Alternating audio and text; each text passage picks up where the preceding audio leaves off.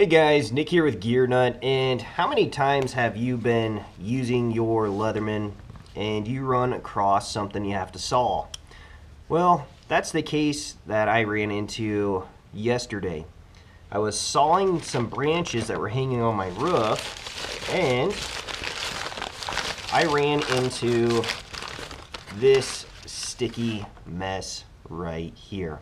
So, this branch was sitting like this, started sawing it, next thing you know, about through the cut, and then I noticed all of this tree sap.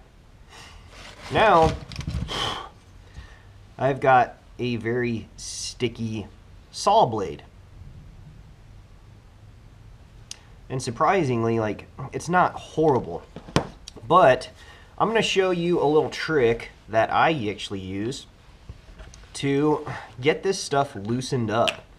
So this is just some isopropyl alcohol. It's, I just want to use things that are around in my house. I don't want to have to go buy anything, but I just take a Q-tip and I saturate my blade with it, and it just eats it away and scrubs it right off. So if you're sitting here struggling, trying to figure out a way to get this tree sap off of your knife or your saw blade, try some of this isopropyl alcohol. It seems to do the trick every time for me, and it's very handy. I mean, it's got a lot of purposes, and the chances are it's actually just sitting around somewhere at your house or the place that you're working at. So, Nick here with Gear Nut. Hopefully you guys have enjoyed this video. Hopefully it helps you out. Look at that. Let's try this other side. Might need another coating. Sometimes you do 2 coats on it. But just like that, just a Q-tip and some isopropyl alcohol,